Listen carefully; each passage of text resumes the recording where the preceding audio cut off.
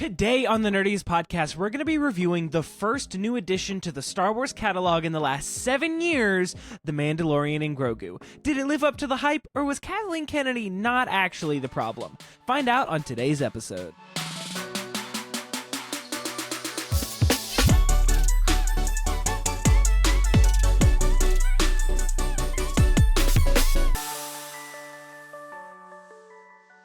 POV Grogu this entire movie. I freaking hate that kid. Gosh, he should be so much fatter than he is. The way he eats. I like want a to put that pig. kid in a blender.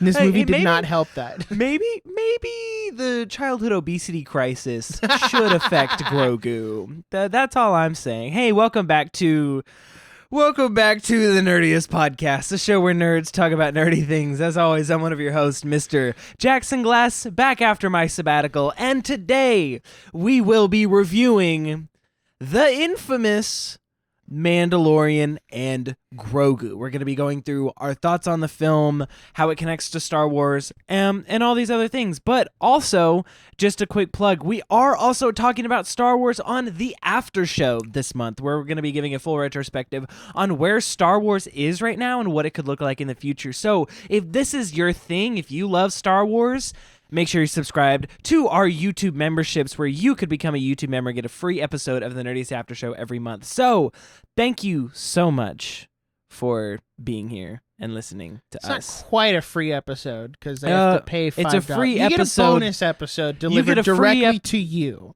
It's a free episode for $5 a month. Yeah.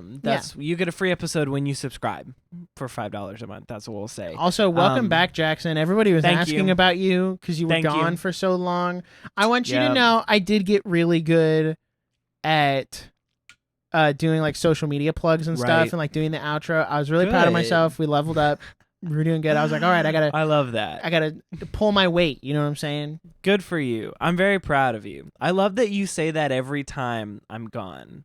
You're always like, I got better at the plug at the end. And I'm like, do you just keep getting better, or were you never actually better? I was never actually better. I was like, yeah, I fumbled and said one less time. Like, that's about it. Dude, you know what's my thing right now? Is I will keep watching back videos and realize I say like in between every single word. I'm so glad you brought that up because I didn't want to say anything. I say that and come across as rude so often, and it drives me crazy. I'm so self-conscious of it now that I'm learning to just pause instead of saying it. Yeah.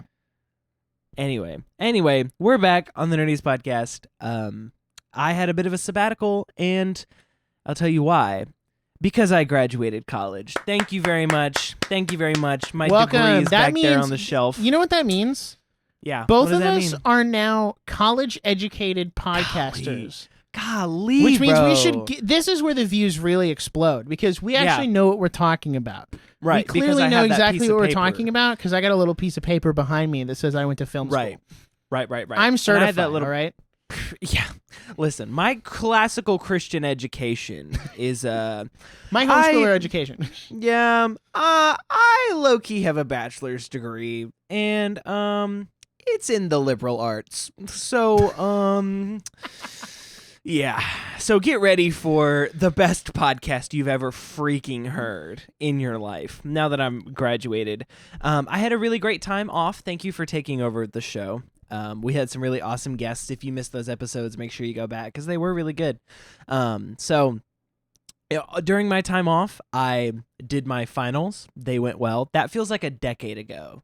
I do not comprehend that was like 3 weeks ago. So I did all my finals. I passed. And if I didn't, they gave me the degree anyway. So I think I passed. I think I did okay. We all get the same piece of paper. Dude, I was at graduation, and I don't know if they did this at your graduation, but we all got like little note cards that had our names on it, and it was what they were gonna say when we graduated. So it was like mission critical that your name was correct and all of your stuff was correct. So it was like Bob Stevenson, magna cum laude, whatever. Freaking, I don't even know what any of that means. And everyone around me, it was like their name and then like 5 other things that like summa cum they were laude, supposed to go. valedictorian. Yes, honors, whatever, this and that. My card looked like the business card from American Psycho. It was like, let's look at Paul Allen's card. It just says Jackson Glass in like 8-point font. Like, it was so small on this giant card. And I was like, guys, guess what? I have a job. Guess what? We all get the same degree, okay? Jeez. It was so funny. No, your graduation was much nicer to you. Because at least they said your name right. Gosh, have you seen that video of mine where like so we didn't have cards, right? Like, yeah, you should have. They just called us up in name order, like they had us in the right order. And as I was going to walk up, they were like, and in the film bachelors, because we graduated by class, right? They were like Nicholas Beret, and I walk on the stage. I was so excited to graduate. I was like so infatuated by the moment. They gave us like a little stage where you can like everybody can like hype you up and all that stuff. I didn't even think about it, but then I watched the video after the fact because like my mom showed it to me, right? And I was like, Nick Beret. Oh my gosh, they said my name wrong. I paid you $120,000 and you couldn't even say my name right. I gave you more money than the Civil War cost, and you couldn't even say my name right. That's crazy work. It's so funny because you have the double R, so they could have just been like, "Oh, Nick Barrett." You're just like, or like Barrett, like the gun. Although they were all right. liberals, so they probably didn't know what the Barrett caliber guns were anyway. So, oh gosh. So yeah, I graduated, and then I had a week off of work, which was awesome. I technically had 2 weeks because I took finals week off, and then I had a week in between because my job is awesome and they're so kind to me. And so I got a week off, and literally the closest I'll ever get to being unemployed. And it was kind of awesome. Well, don't speak so soon. It's never too late. Never too late to be unemployed. But yeah, I was basically just like, well, now what? So I think I watched 4 movies. This was my schedule. It'd be like, because my wife still had to go to work, and I was like, okay, so I would get up with her, and like we'd have breakfast together, and then she'd go to work. So I was up at like 7 a.m. and was like, well, nothing on the docket today. So basically, my schedule was wake up, have breakfast, she'd go to work. And then I was so kindly gifted an espresso machine for graduation, which is just what I wanted. I'm obsessed. It's becoming an idol. So my schedule was she'd go to work at 8, make espresso from like 8 to 9, Fortnite from about 9 to 10, and then I'd watch a movie. You can watch a movie at 10 a.m. It's not illegal. It's just a little odd. So watch a movie, and then have lunch, and then, like, whatever I wanted, you know? Play guitar, I'd edit a video, I'd do all these things. So I had a very great week of fun employment. And you know what's great about being off work for a week is at the end of that week, you're kind of like, oh, shoot, I'm kind of ready to go back to work. Like, if I was unemployed for, like, 3 months, I'd be depressed. Like, if I was actively searching for a job right now, I'd be so sad and like stressed and anxious. I get it. I was unemployed for 9 months. It sucks. Which I know, like I know that's like the average experience. And I was like, oh my gosh, I'm so incredibly blessed to have a job lined up after college, one that I love too. So shout out my job. But yeah, I had a great week, and then I've been working full time for 2 full weeks. So very big, exciting stuff. It's kind of awesome. Not even gonna lie, because I come home at like 5 o'clock and I'm just like, what do I want to do tonight? And it's like, I want to do that. And then we do it, and it's awesome. So also, not to go under celebrated, you've been married for a year now. That's exciting. Last time you were gone for 2 episodes was because you got married. So maybe next year you'll be gone for 2 episodes because you have a kid. Who's to say? Like, oh, it's just gonna Lord be have an mercy. annual thing at this point. Yeah. Let's say that. Hey, listen, never too late to add a third co-host. Never too late to add a third co-host. Never too late to be unemployed. Listen, you can quote me on that. All right, write that down. New merch coming to the shop. Never too late to be unemployed. Never too late to be unemployed. I'd be a diabolical unemployed person. My letterbox would go crazy if I was unemployed. They wouldn't know what to do with me. All right. Real. Well, would you have anything you'd like to speak on about your week, or are you ready to just get into this review? All right. I do have a couple things. I'll keep it quick though. I went and saw the Angel Studios Animal Farm. Quick brief review of that. I won't get too deep. Is essentially in its attempt to rewrite George Orwell's book to be more anti-capitalism, it somehow still ends up being very anti-communism. So nice try, gamers. Couldn't pull the couldn't really I don't remember what I was saying.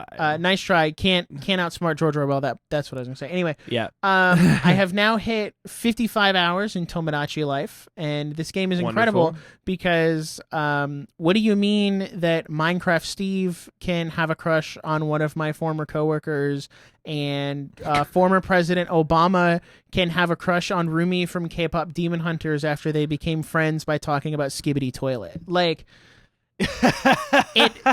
Game of the year, dog. What can I say?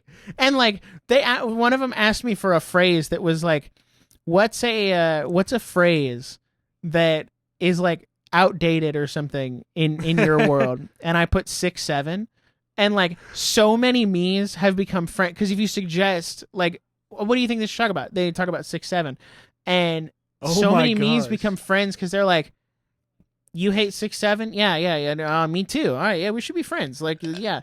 So it's like that's insane. Not having a filter. I will sacrifice the whole image sharing thing if it means no censorship on that because I've had way too much fun with that. Dude, I am still playing through Pragmata. I'm about to finish it on a stream tomorrow. So by the time this episode comes out, I'll be done. And then the last thing I did, which. I got back into One Piece, did a little binge. Watched 2 arcs. Do you want to guess how many episodes I watched in say 3.5 weeks? 3.5 weeks? Yeah. Is it like in the 30s or 40s range? Of episodes? Yeah. Yeah, a little higher. Higher? Like 50s? Yeah, a little higher. 60s? A little higher. 70s, 60 or 7. Whoa, this is one of the no, a little higher. Did you watch 80 episodes of One Piece in the last? A little higher. Shut up. 90? A little higher.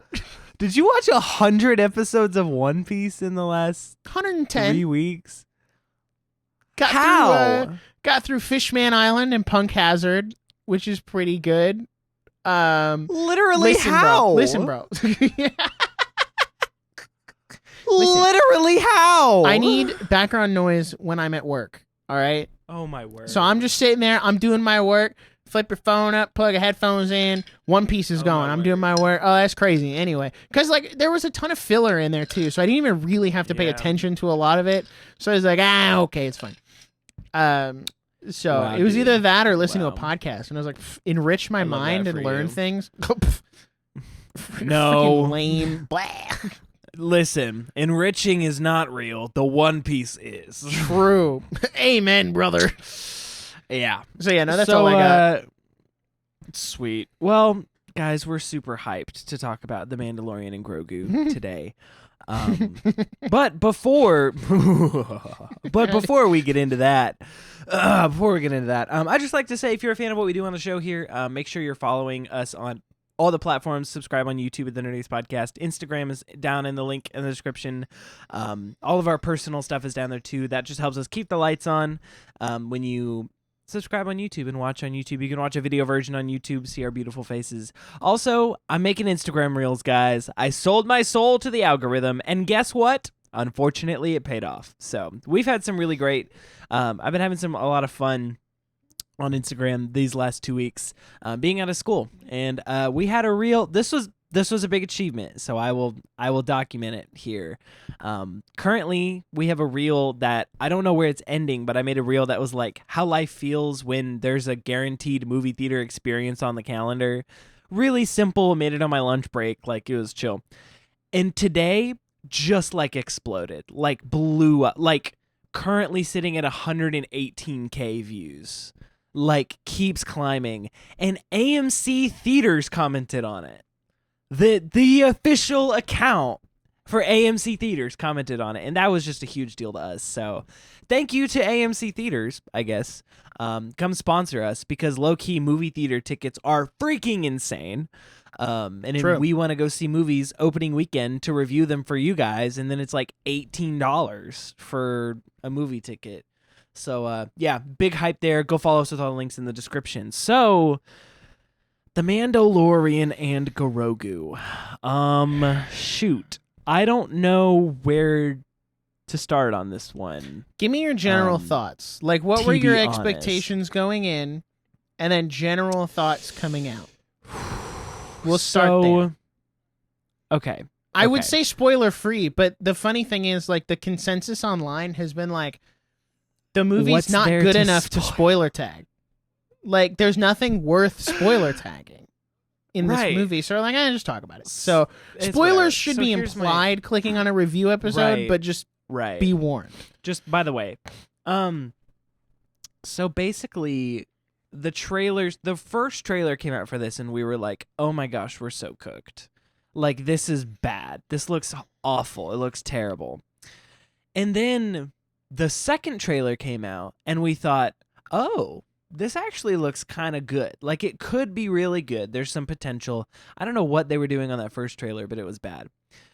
And going in, I felt genuinely really excited, because I was like, okay, Star Wars in the movie theater. Like, we haven't done this in like 7 years, and it's just really, really good to see Star Wars in the movie theater. And it was funny because I don't know if because it was pre-release night or they had assets mixed up or whatever, but on the little marquee outside of the movie theater, like not like the big movie theater, but like the theater itself, on the marquee where they usually put the name of the movie, the poster, the time, they didn't have the poster for Mandalorian and Grogu. It was a poster for Revenge of the Sith. Oh, I wish. For whatever reason. And we walked in there, and we, like, I went with 2 friends, and we were like, okay, well, if they play, and we literally were like, if they end up playing Revenge of the Sith, we're just not going to be mad. Because we were like, that's probably better than whatever we're about to see. But I was hyped. I was like, okay, in the theater, like, Star Wars, this is really good. And when I saw it, I think I gaslit myself into liking it at first, because I was very much thinking, it's Star Wars in the theater. This is cool. This is awesome. The action's really great. And there are some really great aspects of this film. Like, I'm not going to pretend that it's complete trash and it's a dud. There are some really good things that I loved. I loved the soundtrack, was just a highlight. Ludwig Göransson is the next John Williams. I don't know what else to say. He's going to do really amazing things throughout his career. He's already so young. Some weird creative choices on the soundtrack, very electronic, which we haven't really seen in a lot of Star Wars. Every once in a while, he just reminds you that he produced for Childish Gambino, and I'm not mad. Soundtrack was a highlight. I think that, and this might be a hot take based on what I've seen online, I thought that it looked really good. I thought that as a movie, it was shot well. It wasn't shot very creatively, but it was shot well. It didn't look bad. It wasn't like dark. I could see what was happening. It was edited well. It was satisfactory. There was nothing that made me go, oh, that was a bad decision. I mean, it looked good. So, there was that. I thought the first half was really engaging. I was really invested in him working with the Resistance, and we're doing the Hutt thing, and it's that's the baby Hutt from the Clone Wars movie. That's cool. And we're in this really cool world, like this neon kind of city cyberpunk feel. Martin Scorsese is this falafel truck guy, and he has information for some reason. Like, that's cool. Grogu's being Grogu. He's being silly and cute, and it's whatever. Like, we're capitalizing on it. Cool action, good intro, whatever, like kind of a Winter Soldier vibe. The AT-ATs were AT-ATing. They did a good job. I love the Empire, like all that stuff. And I was like, wow. And one of my favorite Letterboxd reviews from this movie, as I said, I was really satisfied with the conclusion and ending of this movie until I realized there was an hour left. And I just wholeheartedly agree. Because I was thinking, oh, this is great. This is good. And then it just kept going. And by the second half of the movie, I was left sitting there thinking, what are we even doing? What's the point? What's the goal? What are we building towards? And so I left the theater feeling like, okay, this is good. I liked some parts of this. I had some issues with some of it, but it was good. And then I woke up this morning and I thought about it, and now I'm thinking I'm kind of disappointed. I think this could have been really awesome, and I think it lacked a purpose. It lacked an actual like connection to the story. So that's kind of my consensus, because I really want to like it and I like some parts of it, and I was left feeling quite disappointed. And I'm not going to pretend it's a trash movie, but I'm not going to pretend like it was actually really, really good and I loved it and everyone should go watch it. That's funny you say that. You don't have to pretend, because I'll just be honest. It was not great. And I'm saying that, listen, bro. Listen, I've got, my Star Wars thing up there. I've got lightsabers behind me. I'm wearing the Star Wars shirt. I've got my The Mandalorian wall hang back there that I've had for 5 years, dude. Like, I want this to be good. Yeah, going into this movie, I really wanted it to be good. I really did. We haven't gotten a Star Wars movie in 7 years, and there have been a ton of movies that should have come out by now that just didn't and got canceled for various reasons. But this is the one that really like weaved its way through all the cancellations and stuff. And you think, okay, well, that means it must have something of substance and something that really drives the narrative forward and helps build the world. And really, this is a good comeback, like a good 7-year break. We saw people didn't really, a lot of people didn't really like the sequel trilogy. Our shows were kind of hit and miss. It depends on who you ask. But this is a good, this is our comeback story. And then it just does none of that. I went in optimistic, but with very low expectations, because I saw some of the early previews and what people were saying about that, and just how it was kind of like a fan service fest for 2.5 hours. I was shocked that the movie was 2.5 hours. I was like, okay. I saw some people say that it was very streaming season compiled into movie, which would not be the first time, because we know that's kind of what happened to Moana 2. So I went in with all of that in mind, but I was like, no, it's Star Wars, right? It's gonna be good. We are so back, it's gonna be fine. And I want you to know that I've watched every single Star Wars movie, including the 2008 Clone Wars movie, and I have never ever been bored sitting and watching a Star Wars movie before. I have never ever sat through a Star Wars movie and checked my phone multiple times to see how much I have left to sit through before I'm done. Now, I have a lot of bad things to say about the movie, but let me give credit where credit is due. The beginning of the movie, I think, is my favorite part, where he's we kind of get back to that traditional Mandalorian, like what the show was originally about, the gunslinging Western, like bounty hunter going after people and like blowing up the AT-ATs was pretty sick. And like, that was awesome, doing work for the New Republic. I even think, like you said, going to that, what is it called? Like Sakish?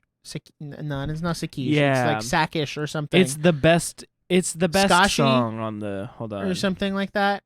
I thought that planet was very well designed. I loved the atmosphere. I even liked the whole, like, let's dig into this underground fighting ring, like kind of digging into the criminal syndicate. That was cool. Type stuff. I thought that was cool. I think it kind of meandered on a little long. It was Shikari. Shikari. I was close.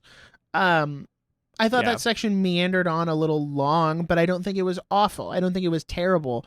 I like what they were trying to set up there, and how Mando is kind of this no-nonsense guy who's like, this is what I'm here for. Like, I don't work for the Hutts. I work for the New Republic, and I'm just here to do a job. Right. Like, my favorite, and I'll kind of get into this a little later. My favorite thing that I think Disney has tried to do with this era, and I don't think they've done very well, is establish that there are Imperial remnants to deal with. There are people who are still sympathetic to the Empire who don't want that to be over, and that has to be rooted out. That has to be taken care of.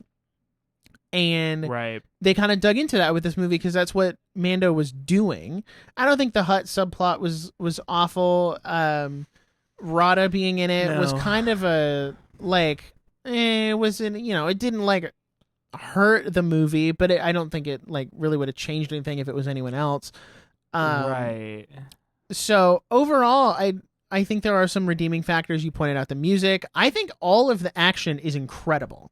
I think that is the one thing phenomenal. That, like, every time an action scene popped up, like that bar fight, while he was looking for the Imperial guy, even like the final conflict with the Hutts, and like him kind of getting back to that was awesome. Not bare bones, but like the root of what the show was, where he's just like rolling around shooting people with all the different weapons, and he's like got all this stuff.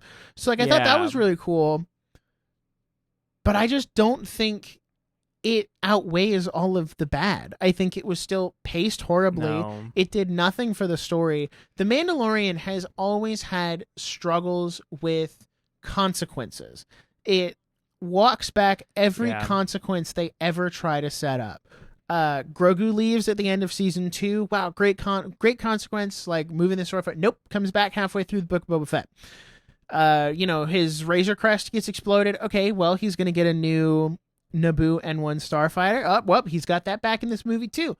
They take his helmet off every single season, every single chance they get, and but no consequence. Like that was the most frustrating thing to me. Was season 3, they justified going on this whole arc to reclaim Mandalore, to get to that special water so that he could be resubmerged and essentially rebaptized into the Mandalorian Covenant. That was the whole point of season 3. So even to suggest or even do another helmet takeoff in this movie, even though it's like, well, it doesn't matter because everyone who saw his face is dead.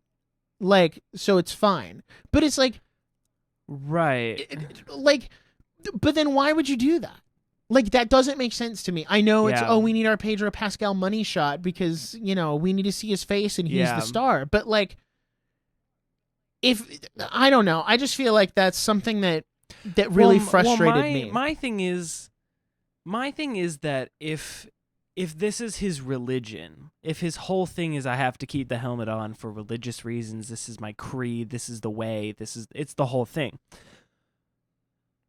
So basically, he's either a really bad Mandalorian and doesn't really believe these things, or he's just kind of like, as long as no one knows, it's fine. He's a lukewarm like, as long as no one sees. It was like he's not on fire. Imagine being for a lukewarm Mandalorian. No, and I'm just like, okay. And here's my other thing. Another really good Letterboxd review that I thought was really funny was like the idea of having to wear a helmet 24/7 but still having a mustache like it's your little secret. It's so funny. But also like I don't want to read into things, I don't want to whatever. I don't think Pedro Pascal did a good job in this movie. I don't think he was notably bad, but he wasn't notably good. Not that he was given a whole lot to showcase good talent and good acting, but it's more like there would be times where I was like, all right, you could say it with a little more emotion, buddy. Like, be like, you stay here. And I'm like, why do you care? Like, what are we? Nah, he's just here for what the are check. we doing? Let's be No. so real. And because here's the thing, he did voice lines, except for that one shot. You know that's not him in that suit, bro. He's like 50. No, he's never been the one in the suit. There's a guy who like, no, I'm the Mandalorian. Pedro Pascal is just the voice, right? And then he's the one in the voice. suit when his helmet's off. So I just right. So my thing is, I think that there's got to be something to say for like not being on set when that stuff is happening affects a performance, because he's basically voice acting for a live action movie. And that's tough. Like, I don't think they put him in a very good position to do that, where the show feels more forgiving in that area. But I don't think the medium of film translates to that kind of. I don't even think they needed Pedro Pascal workflow. to be the Mandalorian. Like, going way No, back he to never season needed to be the 1, I'm not Mandalorian. quite sure why they chose him.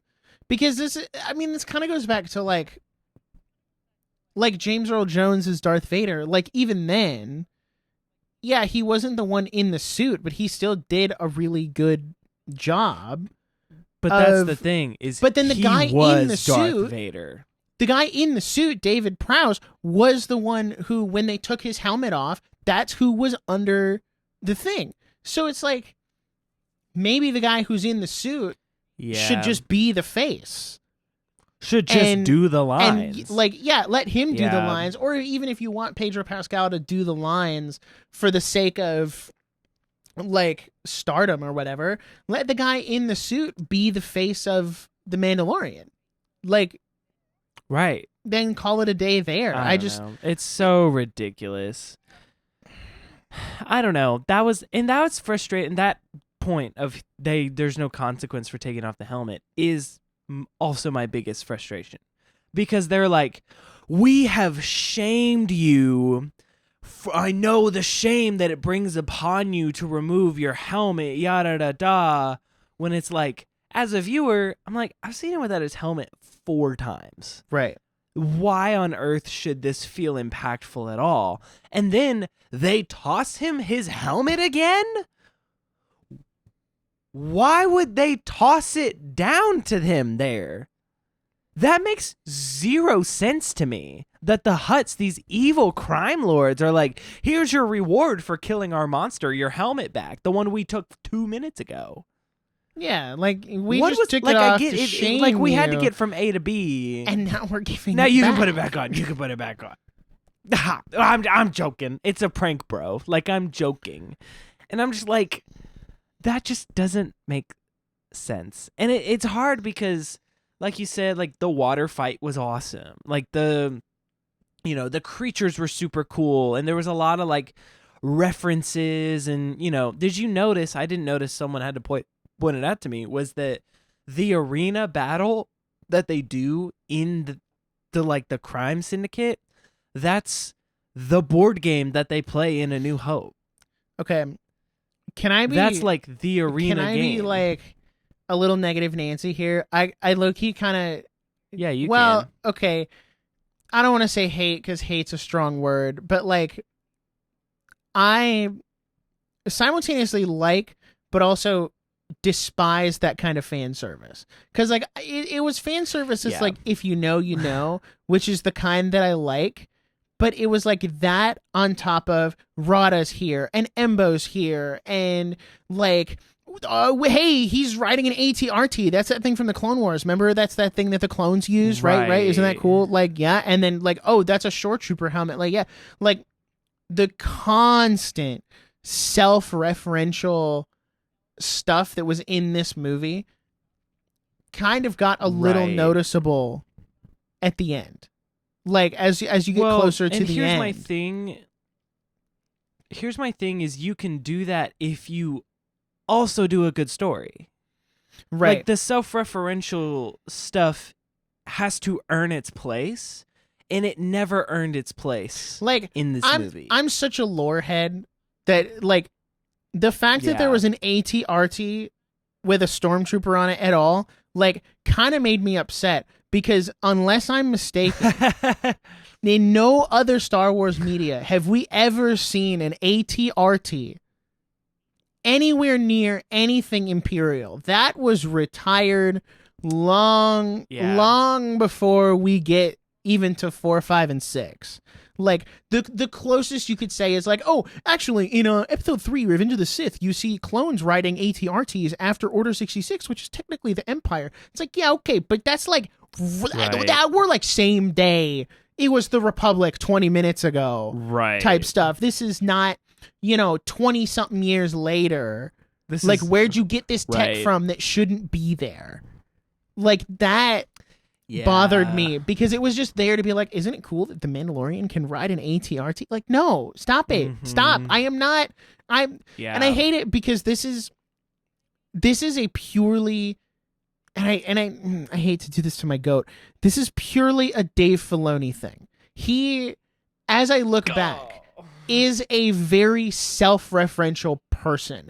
Every time he has an opportunity to fill a gap with a character, it's always a character that he's already created in like the Clone Wars or in Rebels. Like when they're asking like, well, who's going to be this follow-up bounty hunter in the Book of Boba Fett? It's like, have I got a guy for you? His name is Cad Bane. Wouldn't that be pretty cool? And then they're like, okay, but Cad Bane died in Book of Boba Fett, so we need another cool bounty hunter for the Mandalorian Grogu.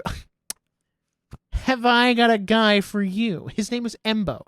He's also from the Clone Wars. Him and Cad Bane were friends. It's like, who's going to be in this fight? Have I got a character for you? It's Jabba the Hutt's son, Rada the Hutt, from the Clone Wars movie in 2000. Like, that kind of stuff is starting to get on my nerves. Not because it's the fan service. It's that it's in place of areas that should have better storytelling. Like you said, the fan service isn't bad, or the self-referencing isn't bad if it's accompanied with a really good story. I think that's why some people give stuff like The Rise of Skywalker or even The Force Awakens a pass, because it's a lot of self-referential nostalgia bait, but it does kind of at least have a congruent story that's interesting. That's how you know this movie is bad. I'm sitting here daring to consider that maybe The Rise of Skywalker isn't that bad. Like, what do you mean? Previously the worst Star Wars movie of all time, and I'm sat here like, perhaps I treated you too harshly. Well, maybe you weren't bad. Here's my thing. This is an odd debate because now we're asking, is a really, really bad story better than a boring story? Yes, because at least a really, it's a story. really bad story can at least be entertaining. I don't know, though, because I think what Rise of Skywalker does that Mandalorian didn't was cause irreparable damage. Where it's like, at least Mandalorian didn't try to retcon things. The Mandalorian didn't do anything. That's the problem. It did nothing. It did nothing of consequence. But doing nothing is better than ruining a good thing. No, I disagree. It's not good. I disagree. Because really? This is the same thing people say about The Last Jedi, where they're like, oh, The Last Jedi sucks because it was different and it did blah, blah, blah, blah, blah. Like, I posted my Star Wars movie ranking with this included on Twitter, and everyone's like, elephant in the room, why is The Last Jedi at number 4? And I'm like, because out of all of the sequel trilogy, it had the guts to actually push the world forward. It had the guts to actually try something new. Yeah, what if Rey's parents were nobodies? And you set up this whole, like, you don't have to come from somebody to be a somebody in the Star Wars universe, this big, vast universe. Maybe not everything needs to be connected to the Skywalkers or the Palpatines, right? So that sets up something really cool. Yeah, let's have Kylo Ren betray Snoke and kind of set him down this irredeemable character arc, right? Like, let's set up the First Order to actually do something. And then all of that gets walked back in The Rise of Skywalker. But, like, that's why I like that movie. Because it pushes the world forward. It tries to establish something of consequence. The Mandalorian and Grogu does not. What changed from the beginning of the movie to the end, except for the fact that the Hutts are dead? Like, nothing. The New Republic doesn't really accomplish anything aside from, yeah, we blew up a criminal syndicate, but, like, we don't know what the fallout of that was. Who's going to take over that enterprise? Who's going to do this? Like, is that going to fall into the hands of more Imperial warlords that we then... But also the New Republic struck outside of their jurisdiction when Sigourney Weaver made it very clear that they couldn't do that, and then they went and did it anyway. So, like... We thought Mando was going to die from the poison, and I actually thought that would have been really interesting and a really... Like, because the whole, like, he kind of sets this up throughout the movie of, like, well, I'm not always going to be here to protect Grogu. I'm not always going to be here to help him out. And he kind of, like, starts teaching him this stuff throughout the movie, like a very fatherly mentor type figure. And then he tells him, like, okay, well, you got to go. You got to get out of here. Knowing that he's going to die from the poison. And then, like, he kind of, like, does this heroic sacrifice. He's all right. But, like, doing this whole thing, and then he, like, falls over and dies. And you're like, wow, is that, like... how he's going to go out, but okay, like, where do we go from here? And then he doesn't die! Yeah. Which is the same thing we complain about the Rise of Skywalker doing. Yeah. This movie's stupid. The other thing... I know. Here's the thing.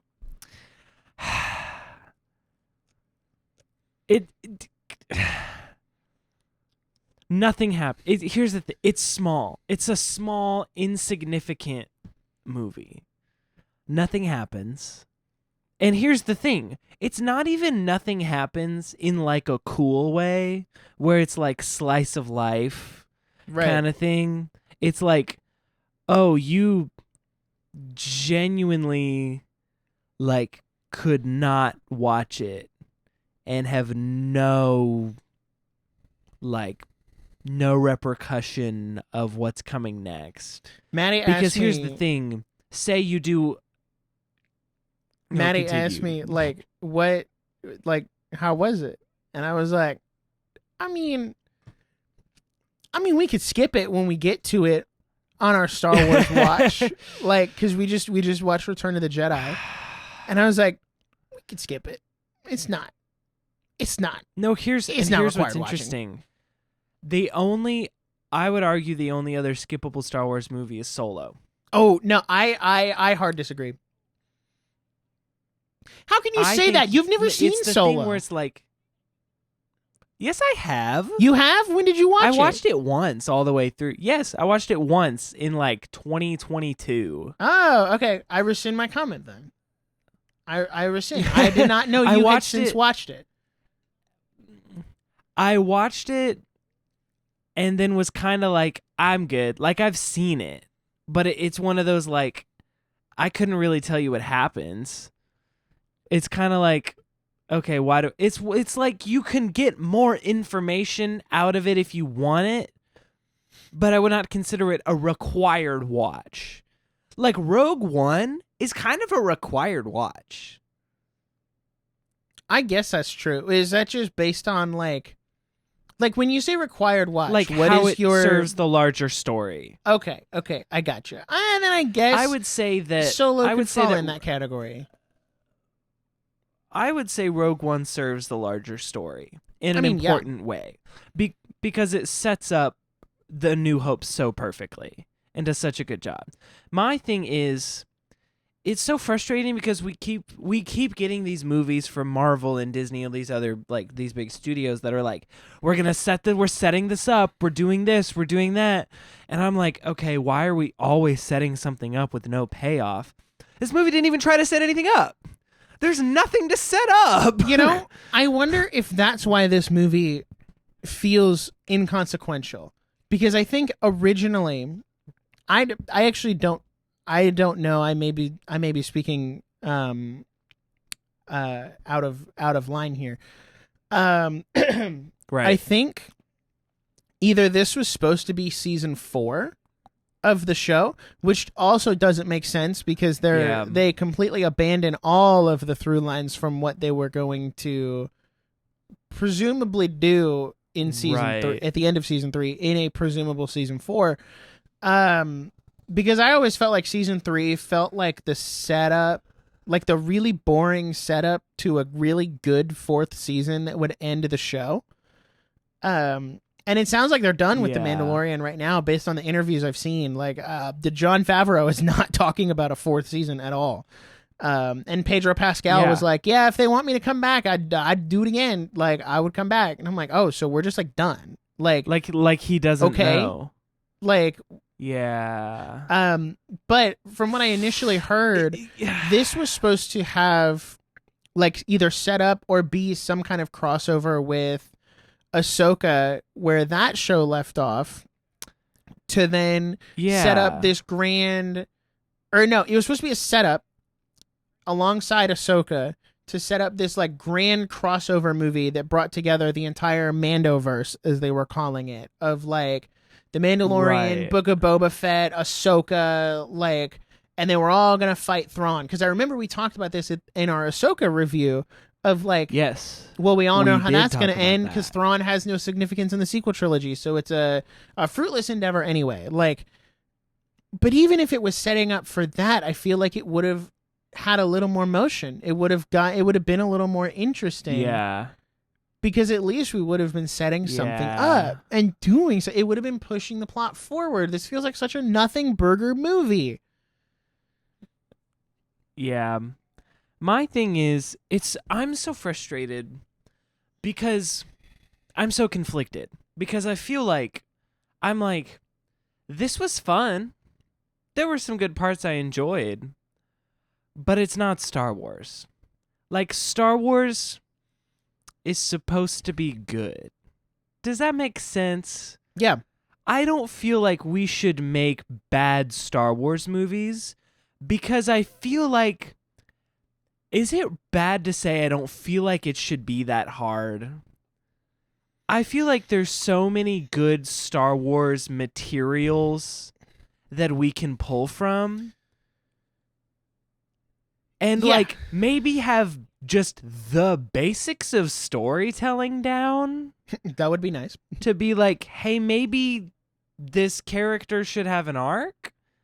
And like a mission and a purpose, and maybe it should connect to something larger and not feel like, I feel like we got like maybe 3 episodes of a show crammed into 2 hours. This didn't even feel like a full season.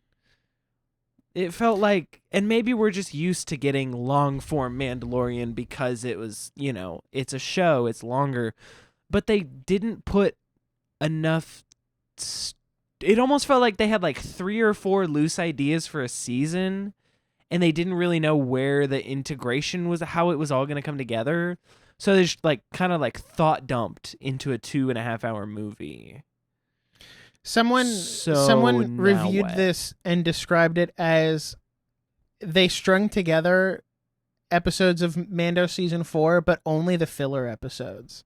Like, none of the ones that actually contribute to the plot. This was, like, the mid-season filler. And, like, you kind of get a taste of, like, what the beginning of the season could have been at the beginning. And then, like, almost setting up for the end of, like, where we could have gone. Like, go back to Mandalore or whatever. And it just, like, that's it. So, hear me out. I came out of the theater, and I was talking about this with one of my coworkers today.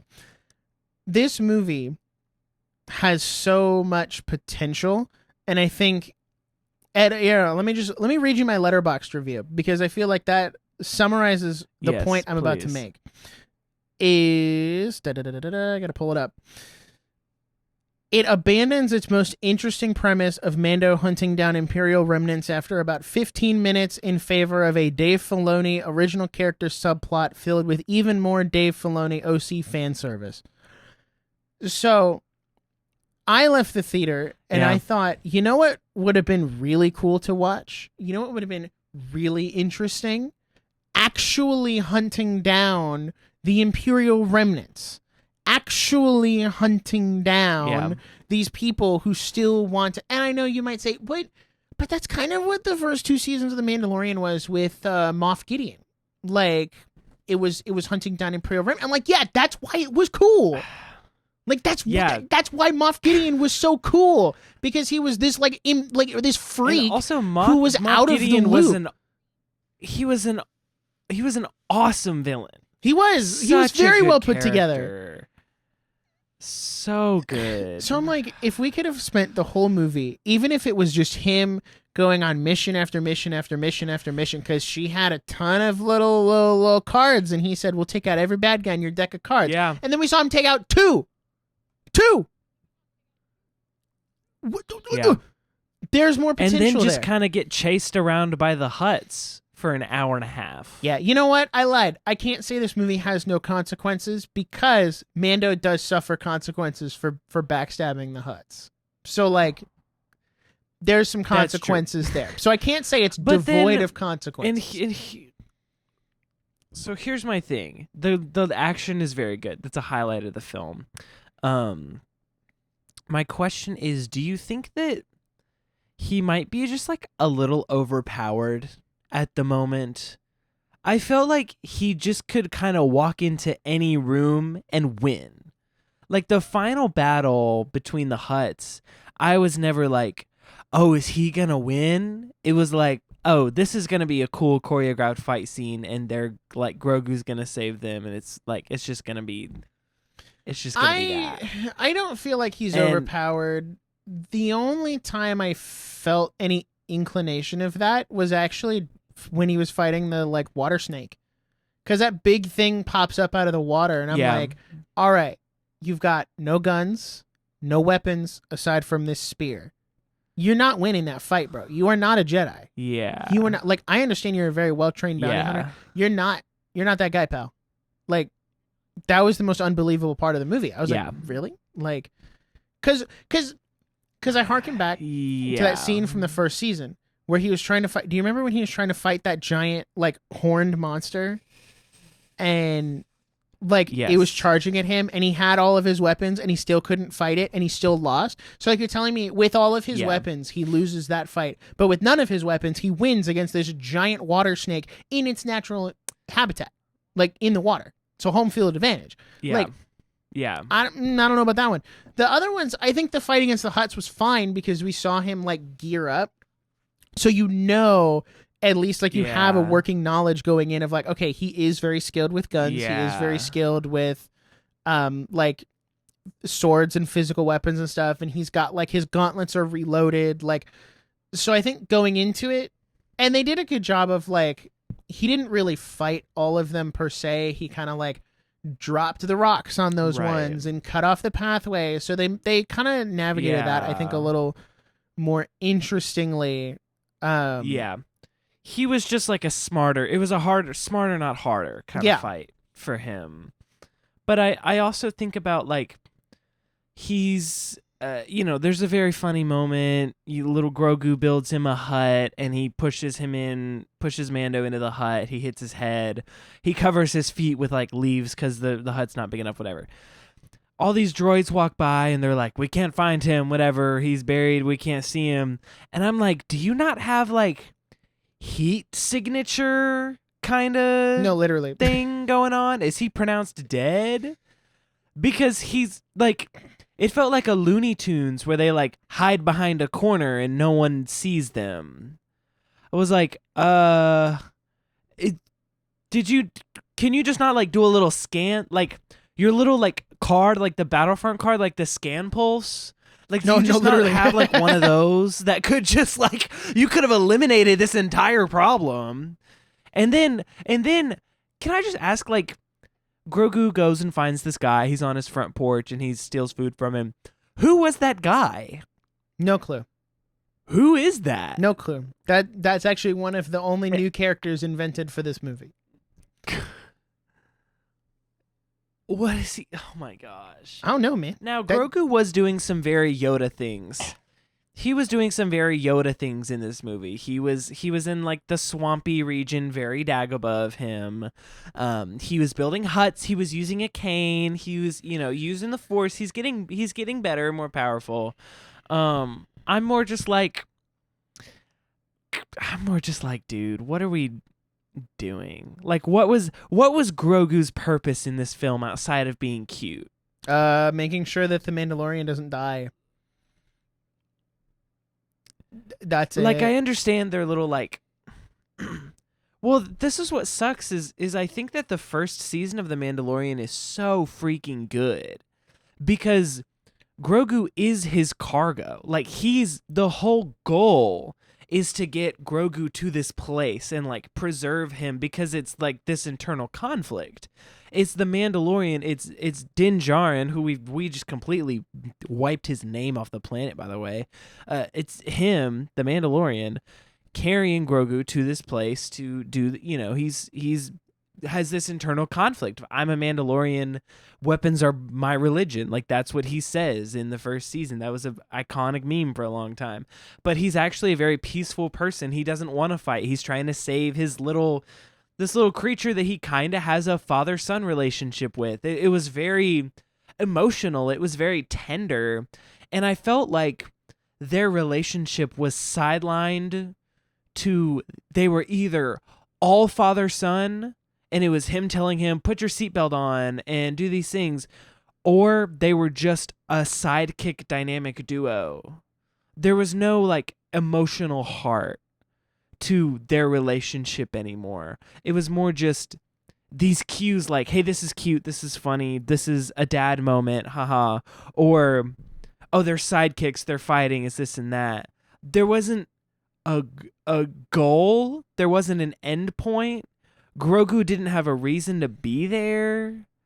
I don't know. I wasn't really super clocked on what was happening. But then this is so hard because I'm like, this was fun.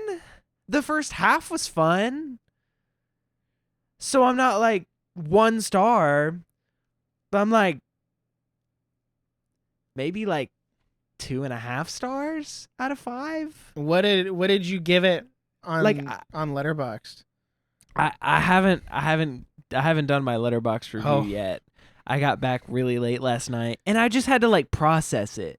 I'm still actively processing it because I think I'm trying to like it. I want to like it so bad. And I just can't do it because the second half sucks.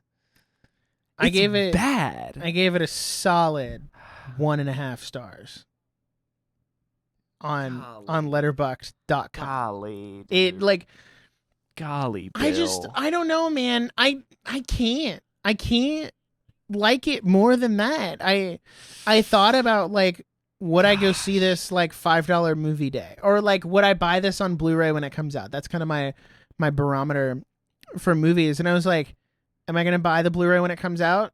Probably, but I'll wait until, the Best Buy Black Friday sale, buy 2 get 1 free or whatever on Blu-rays, get 2 movies I actually want, and then this will be the free one so that I can, still have all the Star Wars movies on physical. Like, but it's not because it's like a stellar movie. Like, it's because I'm a completionist. Like, it's the same reason I have the entire sequel trilogy. It's not because they're incredible movies. It's because, like, God forbid I don't have Disney Plus and want to take my fiance through all the Star Wars movies again. Like, right. So it's like on Rotten Tomatoes, tomato meter, critics gave it a 64. Popcorn meter, audiences gave it an 88. That's horrifically generous. I need to go back. I want to go back for a second here. Because the same people who are like, well, you just don't like The Mandalorian because you hate fun. Like, it was a fun movie. You just don't understand. It was fun. All right. So we're just going to have fun. When I said I just had fun with the Mario Galaxy movie that didn't have any plot, but it was fun and entertaining. Everyone was like, we should be expecting more from our cinema, actually. Like, don't you understand? Like, Mario Galaxy is a bad movie because it has no plot. And I'm like, yeah, but at least the Mario Galaxy movie, like, sets stuff up, pays off some of that setup, changes the world significantly, like, moves the plot forward, is entertaining. I did not feel like I was bored. The Mandalorian and Grogu, on the other hand, does not set anything up, does not push the plot forward, does not move the greater narrative forward. I would say that like, the Mario Galaxy... Yeah, but the Mario Galaxy movie is... It almost suffers from the opposite problem, where the Mandalorian and Grogu has so little to talk about that you almost wonder what was the point, where the Mario Galaxy movie gives you so much information that you just don't know what to say. You know? Kind of. I still think the Mario... I don't feel like it's not a fair comparison, really. I disagree with that. Of the two, what do they have in common? They're in space. They're in space. They are continuations of beloved franchises that we keep milking dry for money. So listen, Mandalorian and Grogu is going above my Mario Galaxy in my ranking. It's just because not for me. I can't do it. You telling me you like? I would say that like you would watch Mandalorian and Grogu I had fun. Before you would watch the Mario Galaxy movie. Because that's how I do my metric. I would watch the Mandalorian and Grogu again. What? Yes. That's I would crazy. watch it again. That's crazy. Because I think that I could watch it again knowing what to expect and maybe give it more grace. Either that or I'd watch it again and be like, oh, dude, this is trash. I don't know. I have to go take... I'm going to go take Amy to see it because she's not going to like it. Because she's a bigger Star Wars fan than I was going to say, I would love to hear her review of it because I know she's more of a diehard like me. I feel like, and I'm not calling you a casual as like a derogatory, but like, I feel like it's easier for the casual fans to enjoy it for what it is. But I acknowledge that I am more of a casual Star Wars fan. Yeah. And so I was like, okay, this is fun. It's not great. But also, I'm just happy there was Star Wars in the theater and I got to eat popcorn. What bothers me is like I just finished watching a couple weeks ago. There's part of me that's like, there's two wolves inside you. I just finished watching a couple weeks ago Maul Shadow Lord like on Disney Plus, and like it was really good. Like it. Dude, it's some of the best Star Wars content I've seen in years. So then to go from that to this, which is just such an inconsequential piece of media, is so frustrating because it's like, you know, Star Wars can be good. You know, it can be better. Yeah. There's potential for it to be better, but they're not. They're not taking advantage of that potential, which I'm sure I'm going to bring up on the after show. And because that's something I want to dive into a little more. But it was really frustrating to go from like Maul Shadow Lord, which was like consistent. It's my top show of the year right now, actually. And that's saying something because I've watched some really good anime this year so far. So like this is the first time I kind of gave in and agreed with the people online who were like, Star Wars might be a dead brand. Like, they might have actually killed Star Wars. Like, this is the first time, which is crazy because when as Maul was airing, I kept airing on the side of like, well, yeah, Disney's got their issues, but like, I wouldn't say it's a dead brand. I would just say they're mismanaging it. This is the first time I've ever felt like, oh, hold on, maybe those people might have a point that like, Lucasfilm is so out of touch with what actually make Star Wars, which you'd think they wouldn't because Dave Filoni's in charge now. But like, I'm just saying the track record's not great so far. I think calling it a dead brand is dramatic because Star Wars is so much that a singular movie cannot kill Star Wars. But if we in 10 years we just keep making movies like this and keep making movies like the sequel trilogy, what is the legacy of Star Wars after that? Like, how much bad do you have to do for people to give up and say, we can't keep trying anymore? When does a Star Wars movie flop? That's actually, what sucks. The Mandalorian and Grogu is trending Is their box office below Solo. And Solo was the last like flop Star Wars movie. It underperformed. Yikes. And the budget was not met, so it lost money. And Mandalorian is on track to do the same. Because the way they're tracking it, they were tracking it against Solo for a Star Wars movie, but then they were tracking it against the Thunderbolts last year for Memorial Day like release, and it's even under that as well. So like, I'm like, dog. Wow. Because like I came home and like my family always defaults to me on Star Wars stuff. They're like, okay, you're the Star Wars guy. Like, what do you think? Like, like, is this a good? Oh, we need to go see a matinee on Memorial Day because we're all off work. And I was like, no, do not. No, there's so many more things you could go watch. Like, one of my favorite tweets was, "It's a crazy world we live in where a movie called The Sheep Detectives is better than a new Star Wars movie." I was like, dude, what are we doing here? Yeah, that's freaking insane, dude. I think it's also worth noting, like... Yeah, this says that... Star Wars movies used to be an event. Do you remember, like, as flawed as the sequel trilogy was, do you remember, like, every other December... getting all excited, getting your friends together. We're going to put lightsabers on our hips. We're going to wear our Star Wars shirts. It's going to be great. This is going to be... we're going to be there opening Thursday. Like, I couldn't get a single person to go see this movie with me. Like that's that. Yeah. And I have friends who are, like, kind of big Star Wars fans like me.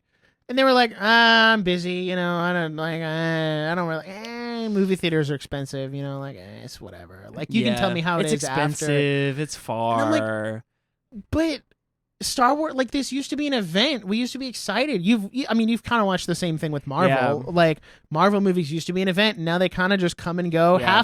Half the population doesn't even know that there's a new Marvel movie out. Like, so I don't know. It's not great. Well, that's what's interesting is I was at work like, oh, I'm going to see the new Star Wars tonight, and they were like, there's a new Star Wars movie, and I'm just like, but that's my thing is I wore my Star Wars shirt. I was there opening night. I got popcorn. I brought my friends. Like, I did my part. Now it's your turn. I give you $17 and a Thursday night, and you give me good movie. This is how this works. You're ruining my life. That's how I felt about Mall, dude. Gosh, nobody knew that show was airing. Gosh. And it's not because they're not advertising it, dog. I want to know what the marketing budget for this movie was, because there was advertisements everywhere. There was the Burger King collab. There was all these different, like, oh, we're doing all these different press tours, press junkets, whatever. I want to know what the marketing budget was. The Burger King collab was so weird. I went and got the food, bro. It was just Burger King in a Star Wars box. That's it. I do have the collectible cup, though.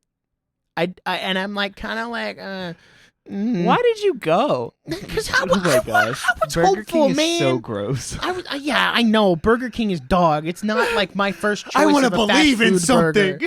Yeah, exactly. I was like, I want to believe. Oh my word!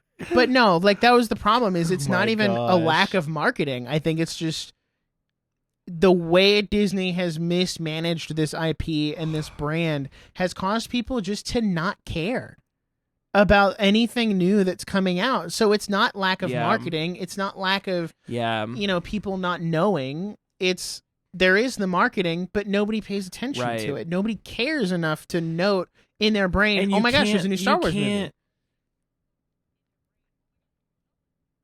And you can't even say, for the last 6 years, we have been saying, oh, no one wants to go to the movies anymore. The movie theater's dead, all these things. Hey, bro, that's not our job. It is not our job to go make your movie money. It's your job to make a good movie that I want to see, so you deserve my money. Sucks to suck. Thank you, Project Ryan Hail Gosling. Mary killed at the box office. It killed at the box office. Hoppers did pretty well. Like, it was a good little movie for Pixar. This movie underperforming at the box office is very indicative of how the culture feels about the leadership of the way Star Wars is going. And then, unfortunately, which I don't want to be part of the problem, people like us go, hey, dude, it's kind of not worth it. Or you should go to have your own opinion, but don't expect it to be great. And then everyone goes, oh, all the early reviews say it's just okay. I'll wait for it to go to Disney Plus. Disney Plus. Listen, back in the day, if you didn't see a movie in the theater, you had to still buy it on DVD. You had to still get it from the Redbox. You had to still go out of your way to find it. Disney shot themselves in the foot by saying, oh, if you don't want to watch this movie in the theater, here's an easy out. Here's an easy way to go watch it later in the convenience of your own home for a subscription you already pay for. What do you mean you don't want to see it in the theater? And that's what we're saying is it's so hard to convince people like, hey, do you want to spend your Thursday night, spend $20 on a ticket for a movie that's probably not that good with me? No. They don't want to do that because unless you're a diehard or a podcaster, you're not going to go see it opening night because it's not an event because they just like desecrated it to the point where we're not expecting anything good. So what I'm saying is, long story short, Ryan Gosling's Starfighter movie better be good or Dude. else we are rioting. Dude, I thought about that this week. I was like, I left that theater last night and I was like, if anyone can save us, Ryan Gosling can save us. Like, It's Ryan Gosling. if he can do any, bro, he's. Yikes, dude. I'm like, who's He can directing do that it. movie? Is it Sean Levy? I heard a rumor that it was Sean Levy. Sean Levy Is Sean directing? Levy. Okay. It is Sean Levy. Then we might Yes. we might have something I on our hands believe in here. Sean Levy. I I mean, hope. Holy Peak, perhaps. Perhaps, maybe. Did he direct any episodes of The Mandalorian? I don't think so. I don't think he's a I don't Mandalorian think he guy. did. Interesting. Well, I don't unless have- you have anything. I don't else have to anything else add, nice I'm to say. a little disappointed. I'm sorry if this episode was overly negative. I'm sorry. Come if this listen to the episode was after overly show. It will negative. continue to be overly negative. I want to believe. I want to believe, bro. I want to do it. In the meantime, But, you Maddie and know. I are starting the prequels this weekend, so Oh my god. that'll be fun. Well, good luck to you. Thanks. I'm I actually hope kind of she excited. loves them, and I hope that. Oh my gosh. Well, unless you have anything else to add, No, I think we're got- we're ready to tie a bow on it. I got nothing. Sorry, you're cutting out really bad, so I can't really tell what you're saying. So I'm going to outro really quick. Thank you so much for listening to the Nerdiest Podcast, the show where nerds talk about nerdy things. I've been your host, Mr. Jackson Glass, joined by my ride or die, Mr. Nick Barrett. If you love what we do here, you could become a YouTube member with the link in the description, $5 a month for the bonus Nerdiest After Show for more stuff. Insert clips from this month's after show right here. They need to drop the Marvelification of Star Wars. Do you think that maybe Dave Filoni is too nerdy for Star Wars? Like, he acted like Disney Star Wars killed his grandma and pushed his mom into a furnace. And that guy had a shirt that said, "In Dave Filoni we trust." Right. Well, you guys don't like Rey because she's a woman. It's like, no, I don't like Rey because she's written poorly. We're going to whitewash our films so we can appeal to more straight white men. And it's all like Kathleen Kennedy yapping about things that don't matter. Watching someone who's terminally ill, and you're like, there's nothing I can do, but I can't help you, but like, just pull the plug, put it out of its misery. If you want to listen to that episode and others, you could become a YouTube member with the link in the description down below. Which just helps us keep the lights on. This is a fully independent production. So thank you so much for our support. Biggest shout out to our member, Retro Plaid Guy, who is just so good to us. Also, we have a new Apple review from Apple Podcasts, if you'd like to give it a read really quick. Oh, yes. New review from Funtime Freddy. Hi there, just started listening to this podcast and I have an idea for something you maybe could watch. It's called Murder Drones. It's Glitch Productions' first show, and I think you guys would like it. Love your pod. I have seen that. Well, not seen it as in like I've watched it, but I've like seen that it's on there and it's on my list. So I would definitely give it a watch and see. Perhaps we do a podcast episode in the future. Who's to say? Awesome. Who's to say? Thank you for leaving a review. Thank you guys so much for listening. We hope you have a wonderful time, and we'll see you very soon. All the links in the description. But until then, bye.